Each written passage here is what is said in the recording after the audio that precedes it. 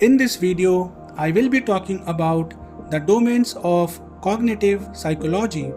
Modern cognitive psychology freely draws theories and techniques from 12 principal areas of research. In the next part of this video, I will cover in brief these 12 principal areas. Let's start with number 1, that is cognitive neuroscience. Only within the past few years have cognitive psychologists and cognitive neuroscientists formed a close working relationship. Thus far, this union has produced some of the most provocative developments in the study of our mental character.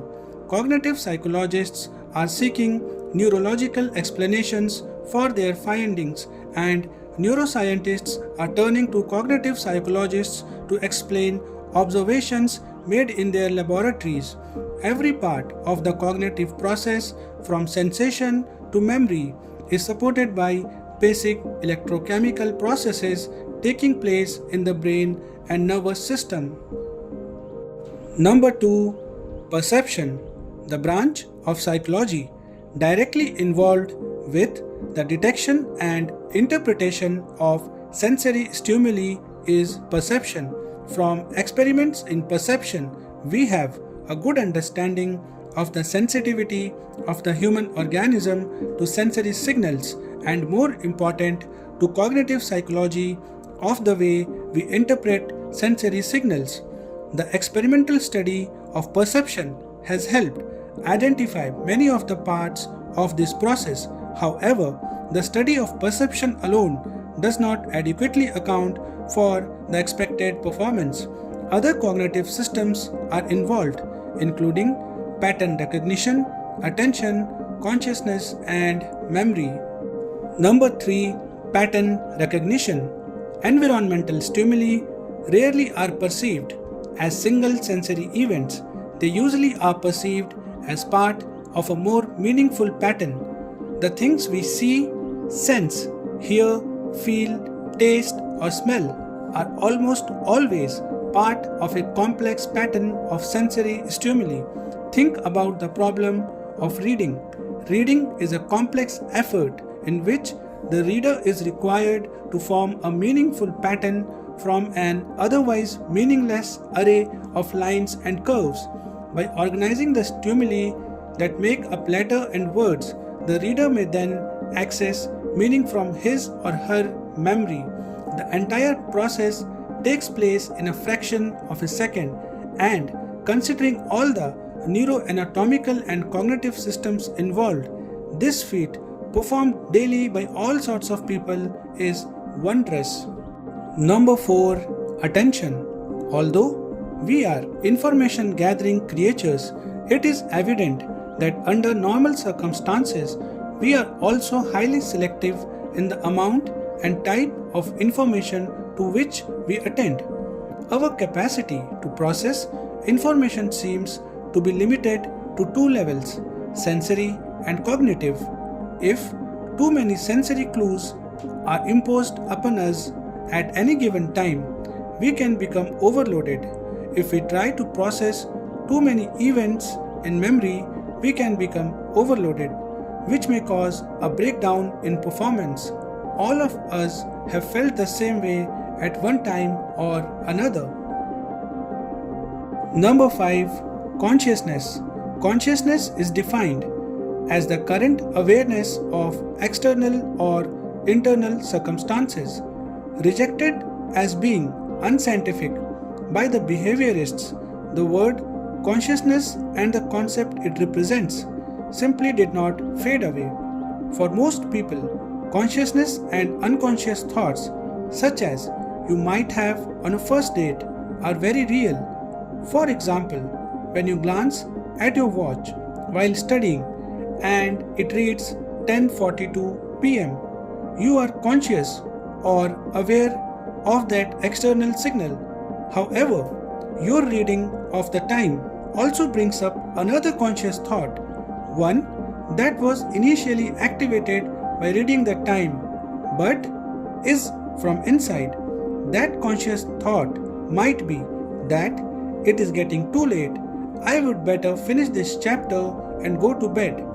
Consciousness has gained new respectability recently and now is a concept studied seriously in modern cognitive psychology.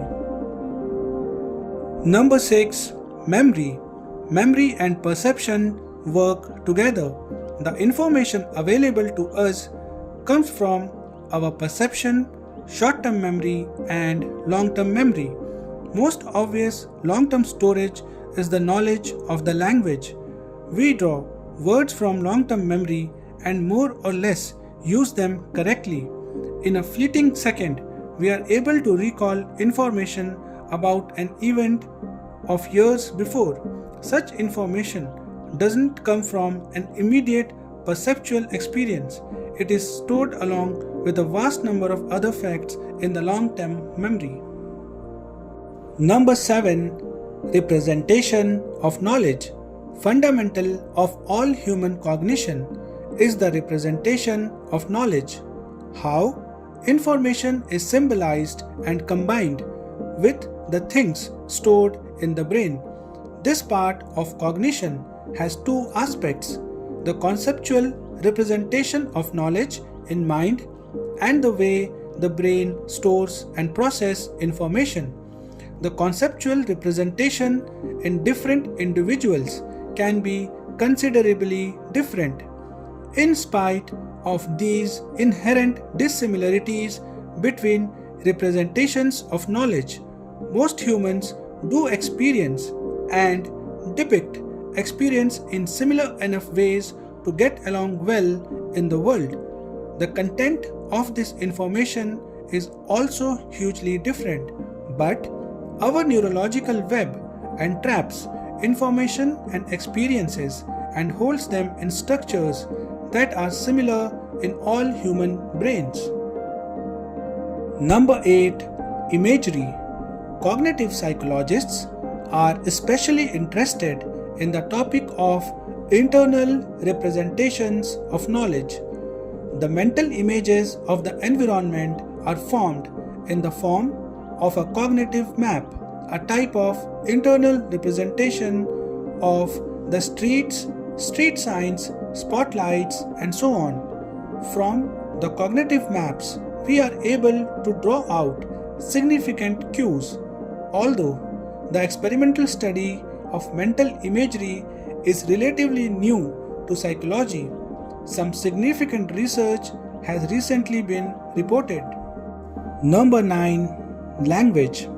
One form of knowledge shared by all human societies is the knowledge of language. Language is the principal means by which we acquire and express knowledge. Thus, the study of how language is used is a central concern of cognitive psychology. Human language development represents a unique kind of abstraction which is basic to cognition. Language processing is an important component of information processing and storage. Language also influences perception, a fundamental aspect of cognition. Number 10. Developmental psychology. Developmental psychology is another important area of cognitive psychology that has been intensely studied.